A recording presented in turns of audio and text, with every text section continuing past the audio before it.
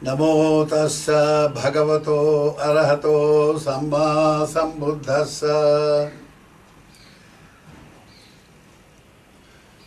The subject of the discourse today is a series on action, the complexity of an action, and therefore how much power is invested in action. And if we understand the complex nature and the power that is invested, the potency that is invested in an action, then this action becomes the pathway to Nibbana, to spiritual liberation, or the pathway to further more and more involvement in samsara, to be born again and again, to die again and again, and to be reborn again and again. These are the two. It is the same. It is said that kammena kammang nasetabang. Just as visasya visham kantakena kantakam visasya visham aushadam. Just as to pluck out a thorn, you use another thorn, and to nullify the effect of poison with another, use another poison. Even so, to go to transcend the effect of karma or action, which involves us ad infinitum, infinitely, you see, in samsara. To go beyond this, it is through another set of karma that we go beyond karma. So that is the idea behind, and today the complexity of the karma should be understood, to be able to transcend karma. Now, in Dhammapada, Bhagavan said, Asare saramatino, sare cha saradasino, te sarang nadhigachanti, michha sankappa gochara. When one mistakes the unreal to be real and the real to be unreal, a person so misguided, seeing things topsy-turvy opposite way, such a person can never arrive at the real because of wrong thinking, wrong grasping of reality. Now, here the seeing things in the opposite way comes because of ignorance, of delusion, of not knowing the reality. So, how a person can be deluded can be, you see, we can illustrate it by from a historical, a real story. It is said in the latter part of 19th century or the early part of is the 20th century, when Queen Victoria was ruling. She was the Empress of India. Yet she was so ignorant, utterly ignorant, not knowing anything about how to rule. Not knowing how to rule, yet she ruled. That is the nature of the world. So it is said there was a very, very big famine that struck the island, the British Isles, the three islands, you see, the island of the England, Ireland and Scotland. All the three islands were affected tremendously by famine. And famine led to disease, and disease led to other complications like the ghosts and evil spirit, troubled by evil spirits and so on. So the threefold pestilences, as it is called, that struck British Isles, and a large number of people are running away from the country, large number of people died, and they were suffering. So Disraeli, a Jew, who was the Prime Minister and a very brainy person indeed, he went to the queen and said, "Your Majesty, now your subjects are dying in hundreds and they have nothing to eat." Then the queen asked, "Well, haven't they got bread? Don't they have bread to eat?" He said, "No. They're hungry, they're dying." So she said, "Well, if they don't have bread to eat, let them eat cake."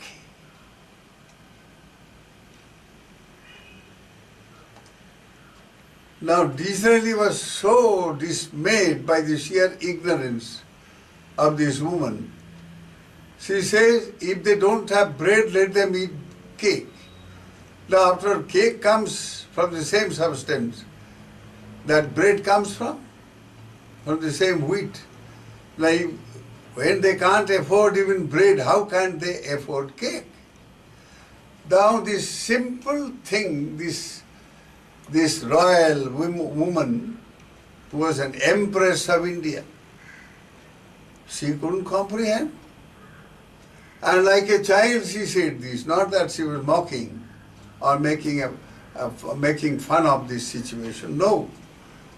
She was very, very serious indeed, but she was a childlike, foolish, simplistic person who couldn't just comprehend the situation.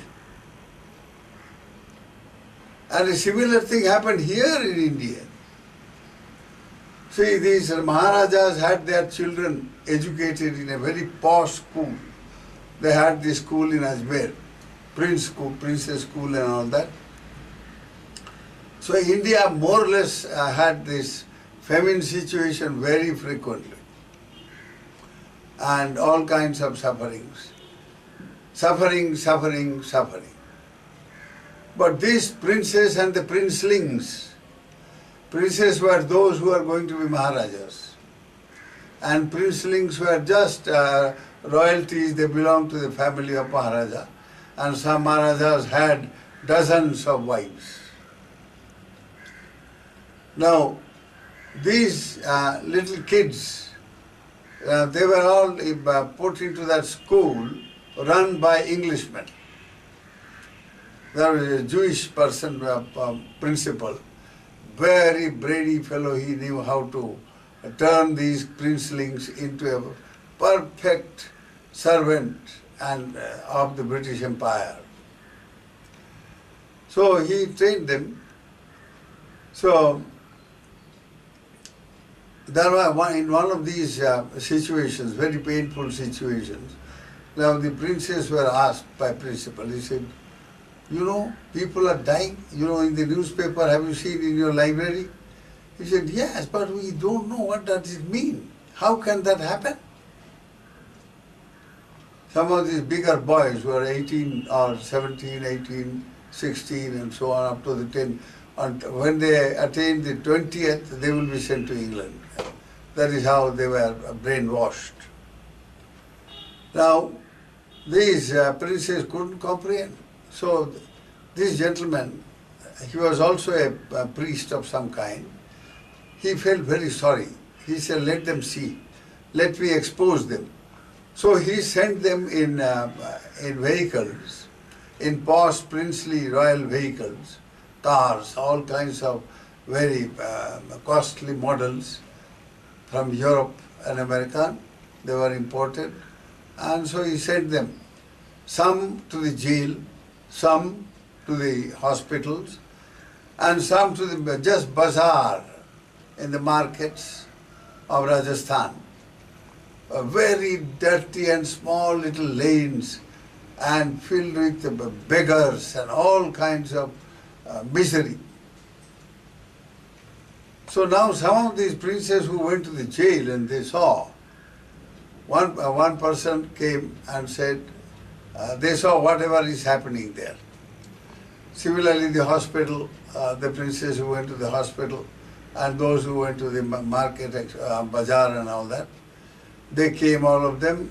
In about 10 to 15 days' time, he called another meeting and called all these princes and said, "Come on, describe your experience. What dukh is. He used the word dukh in Hindi. What suffering is. Now these princes, when they came back, those who were, exposed to this, some said, my goodness, I can't imagine. I saw a man being hanged. He was just pushed up on a platform, and then the platform was covered on the sides, and then somebody pulled a chain or a rope chain, and then he just dropped. And then the cloth was removed and he was brought a dead body with the tongue coming out and very hideous, horrible looking. I have never seen this. And I can't sleep. For days together I am haunted by this sight.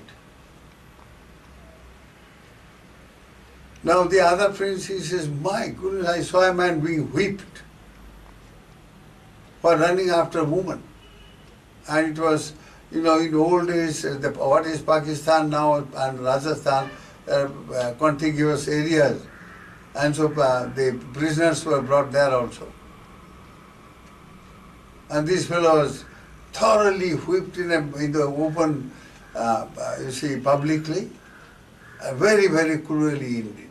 And then some other fellow had his hand cut off, according to the Muslim law, because he had stolen. And some fellow went against the told lie to the judge.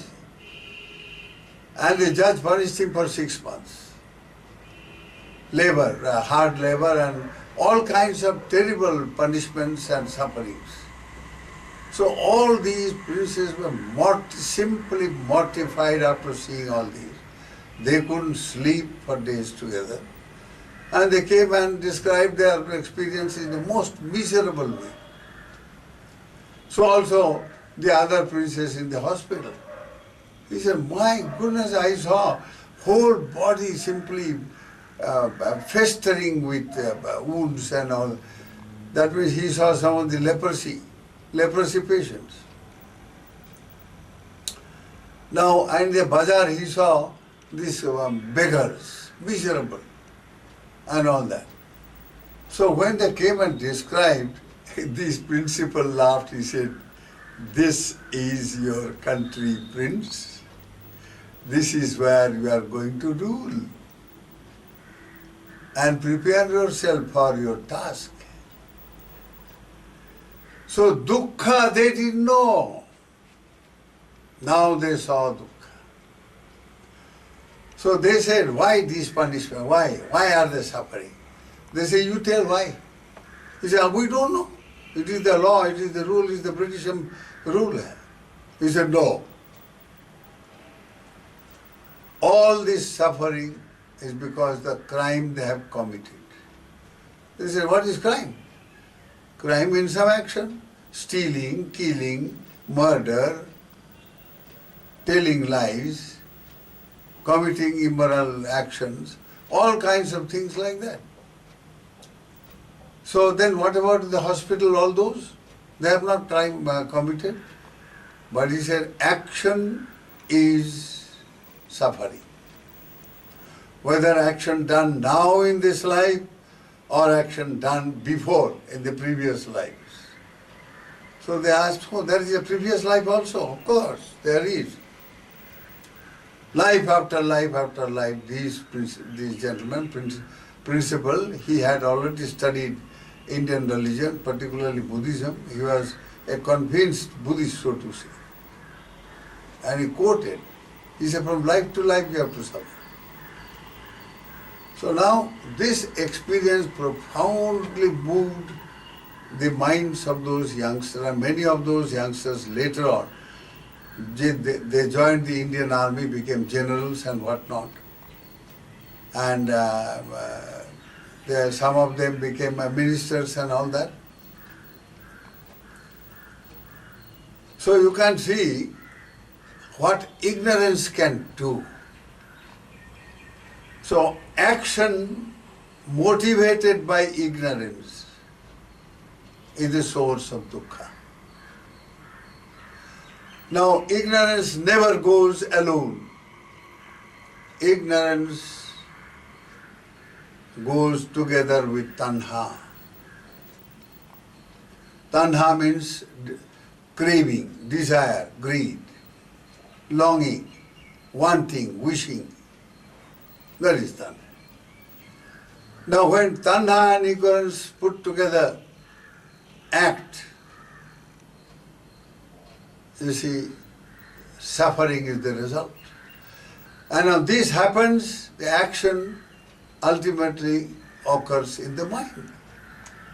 So it is mind at the back of everything. And mind is a very, very complex mechanism indeed. So it is said that action in the mind, generated in the mind, is something like a seed, bija karma, a seed action. And what is that seed action?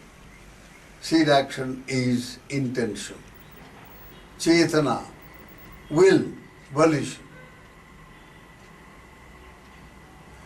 So Buddha clearly mentioned what karma is, action is ultimately.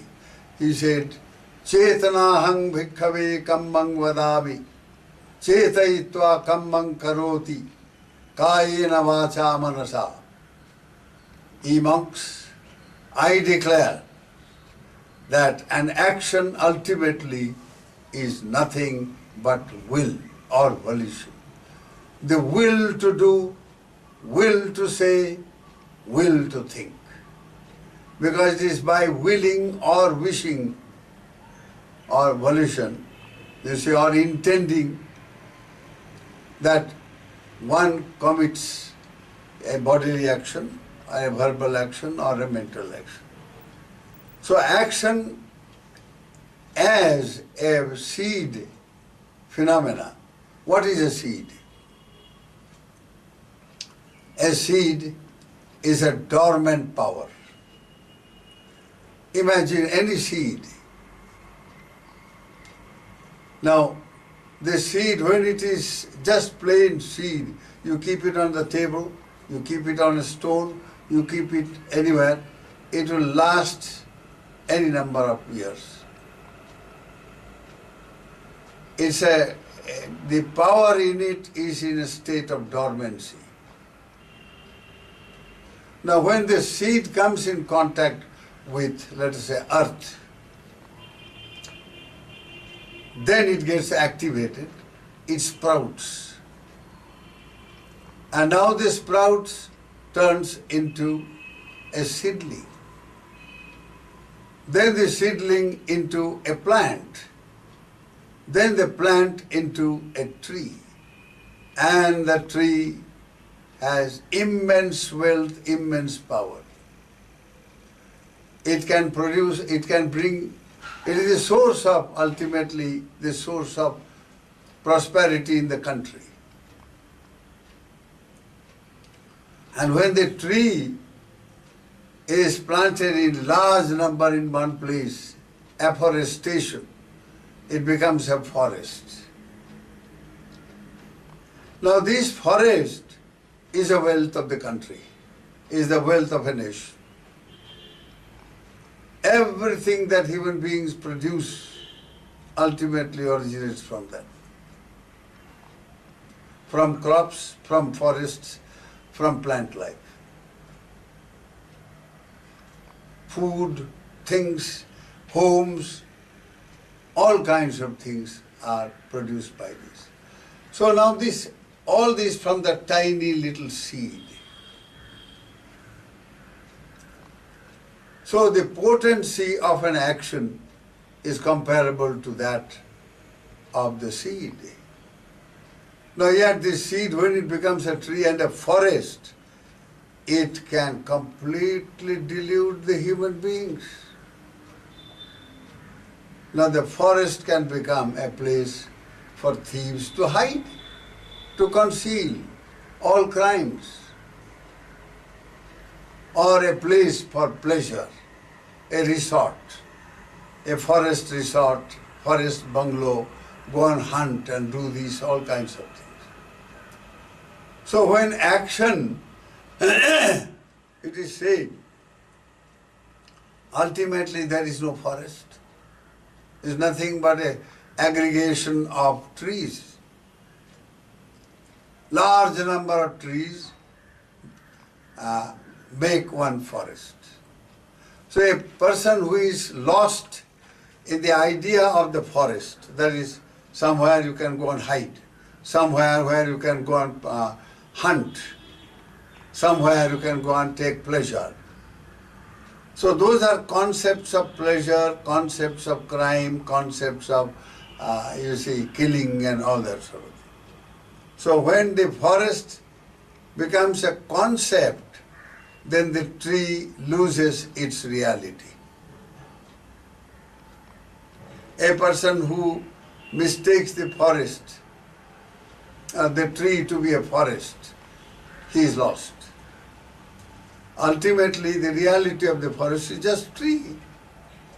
And the tree has tremendous potentiality.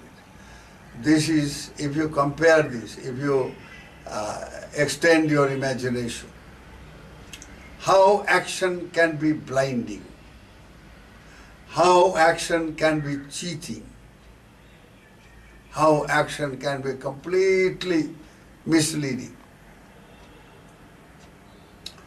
Now action in its potential form is just seed action, is nothing but intention, and which cannot be seen at all.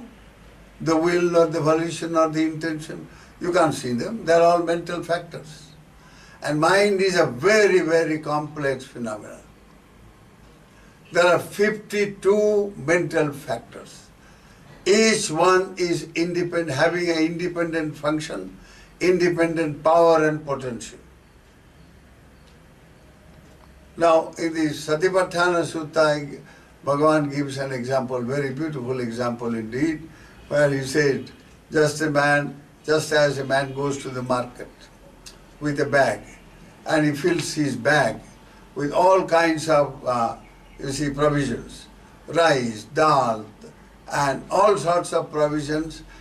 Maybe there are 10, 15, 20, 100 type of provisions, all in packets, or put them in the bag, and the bag carries all these different items and ingredients. Now a mind is something like that. It has got 52 different types of mental factors, each one independent, each one profoundly powerful, each one functioning in its own distinctive way.